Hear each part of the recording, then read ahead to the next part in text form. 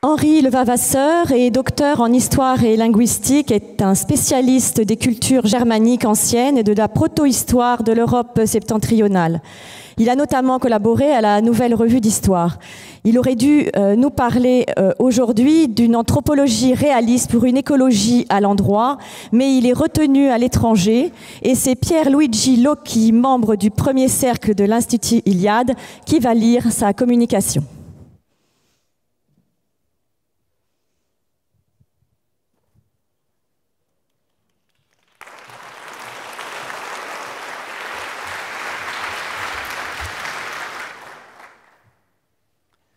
Bonjour. De vibrants appels à sauver la planète résonnent aujourd'hui de toutes parts.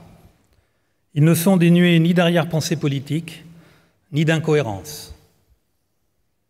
Peut-on en effet dénoncer les ravages de la société de consommation sans renoncer au mythe du progrès et du développement indéfini?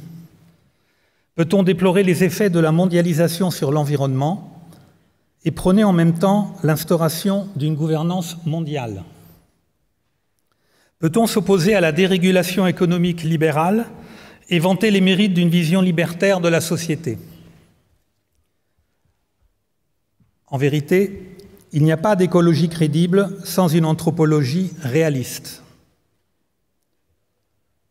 Il ne s'agit pas de sauver la planète. La Terre, plus ancienne que l'apparition de l'homme, pourrait fort bien subsister sans lui à l'avenir. L'enjeu est surtout de préserver les conditions d'existence de notre espèce, ce qui passe nécessairement par une réflexion fondamentale sur l'essence de la nature humaine. Tel est le socle sur lequel nous pouvons fonder une éthique, c'est-à-dire une manière spécifique de nous tenir dans le monde et de prendre soin de celui-ci, conformément à l'usage établi par nos aïeux. L'éthologie, science du comportement des espèces, nous apprend que l'homme n'est pas un être spécialisé. À la différence de l'animal, il ne possède pas les qualités innées qui lui permettent de s'adapter spontanément à un environnement spécifique. L'homme naît sans griffes, sans fourrure, avec des instincts peu développés. En contrepartie, son horizon se révèle moins limité que celui de l'animal, qui reste étroitement lié à son biotope. Comme le fait observer Konrad Lorenz, l'homme est un spécialiste de la non-spécialité, qui possède en revanche une remarquable capacité d'adaptation. Autrement dit, ce dont la nature ne l'a pas doté à la naissance, l'homme l'acquiert par l'apprentissage et par l'œuvre de ses mains. C'est ce que les Grecs nomment la technique. La mythologie grecque illustre parfaitement cette particularité qui représente à la fois une lacune et une force. Chargé par Zeus de répartir différents attributs parmi les animaux, le titan Épiméthée s'acquitte de cette tâche sans rien laisser d'utile aux hommes, qui demeurent vulnérables jusqu'à ce que Prométhée dérobe pour eux le feu divin. Le philosophe Arnold Gehlen s'inscrit dans le droit fil de cette conception antique lorsqu'il définit l'homme comme un être incomplet, inachevé à la naissance, mais, je cite, « ouvert au monde ».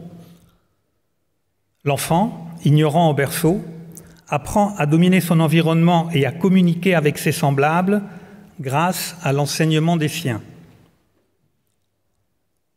L'homme est ainsi, je cite encore Gehlen, un être de culture par nature, par conséquent un être social. Le développement de notre intelligence est intimement lié à l'apprentissage d'une langue, elle-même héritière et porteuse d'une culture qui fonde notre vision du monde et structure notre pensée. Il n'y a donc pas d'état de nature préexistant à la société comme le croit Hobbes. L'espèce humaine n'est pas constituée d'individus abstraits, dotés de droits universels antérieurs à un contrat social, comme l'affirment les penseurs des Lumières. Au contraire, l'émergence d'une culture est toujours intimement liée à un territoire. ceux qui impliquent la notion de frontière, de limite. Toute culture est le produit de l'histoire d'un peuple donné, c'est-à-dire d'un groupe humain particulier sur un espace géographique délimité.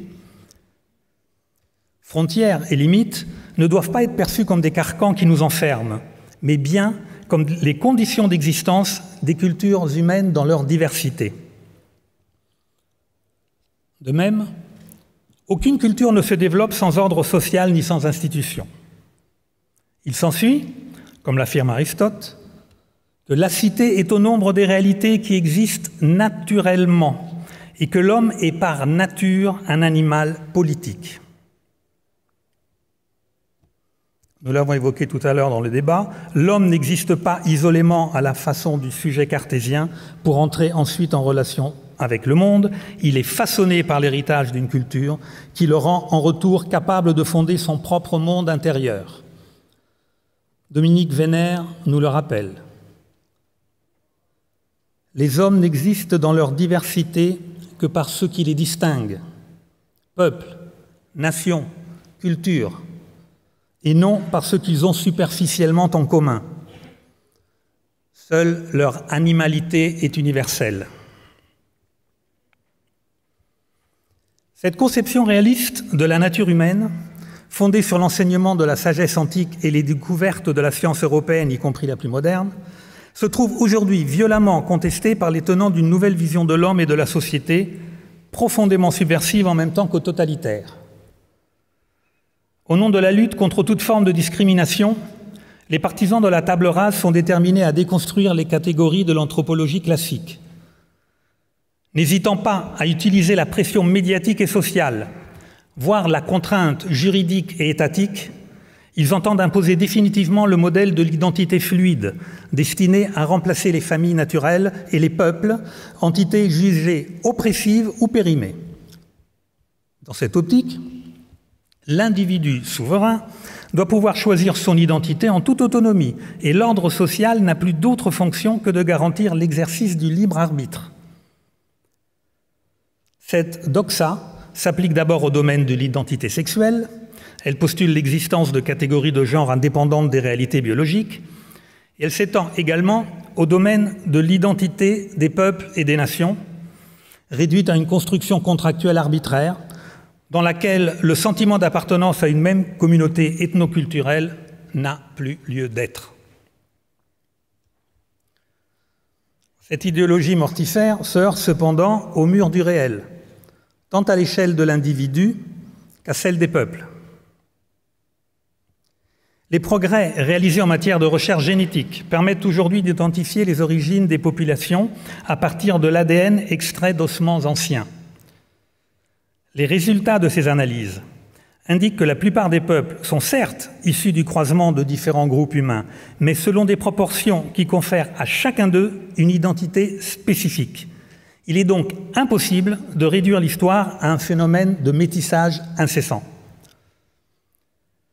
En ce qui concerne l'Europe,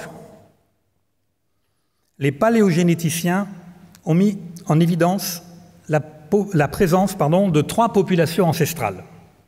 La plus ancienne est celle des chasseurs-cueilleurs autochtones, à laquelle se mêlent à partir du 7e millénaire avant notre ère des agriculteurs venus d'Anatolie, puis, à partir du 4e millénaire, plusieurs vagues de conquérants issus des steppes du sud de l'actuelle Russie.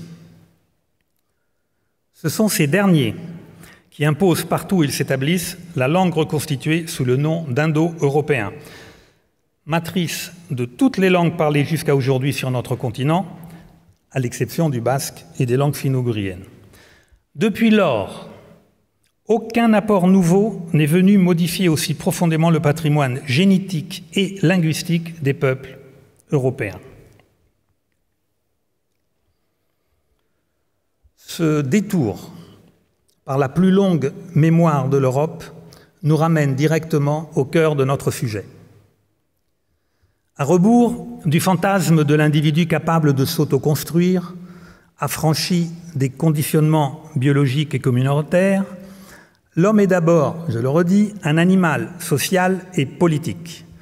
Sa nature profonde est déterminée par le double héritage transmis par ceux qui l'ont précédé, la langue et la culture, d'une part, le patrimoine génétique, d'autre part. À l'échelle collective, ce double héritage constitue l'identité d'un peuple, avec les mœurs et la vision du monde qui lui sont attachés. Cette identité n'est pas figée. Comme l'écrit Dominique Vénère, la tradition ne se réduit pas au passé. Elle est ce qui persévère et traverse le temps. Elle est un murmure des temps anciens et du futur. Elle est notre boussole intérieure. L'identité est donc ce potentiel qu'il nous revient de réaliser selon les modalités propres à chaque époque, afin d'entrer en résonance avec notre destin. Les peuples d'Europe sont porteurs d'un héritage ethnique et culturel spécifique. Ils sont fondés à transmettre cet héritage sur l'espace géographique qu'ils ont façonné à leur mesure dans le cadre civilisationnel qui est le leur, notamment à travers l'institution de la famille, gardienne de la mémoire et de l'hérédité. C'est ce droit fondamental que nous revendiquons pour nos peuples, droit fondamental que le pape François reconnaît volontiers aux Indiens d'Amazonie, mais refuse aux Européens sommés d'ouvrir leurs portes sans résistance. L'écologie bien comprise ne consiste donc pas seulement à protéger les espèces animales, mais également à préserver la diversité des peuples.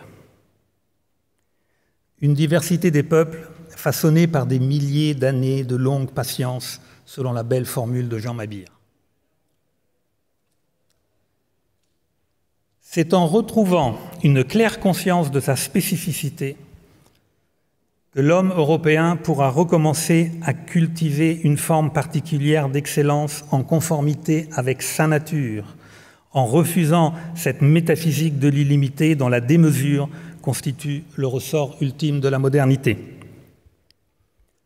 À l'appétit du toujours plus, l'homme enraciné oppose la logique du toujours mieux. Fidèle à une éthique en accord avec sa tradition, il cesse de regarder la terre comme un fonds inépuisable dont l'exploitation effrénée permet d'entretenir l'illusion d'une trajectoire de développement et de progrès infini. Faisons nôtre la parole du poète Hölderlin. L'homme habite en poète. Faisons nôtre cette parole, afin que le monde redevienne pour nous un espace sacré, où s'unissent la terre et le cosmos, les hommes et le divin. Car c'est seulement sur un tel socle qu'il devient possible d'élaborer une écologie à l'endroit, à même d'apporter une réponse à la hauteur des défis à venir. Laissons à Heidegger le soin de conclure. L'origine a fait irruption dans notre avenir. Elle y demeure, nous appelant de sa voix lointaine à rejoindre de nouveau sa grandeur. Mesdames et messieurs, je vous remercie.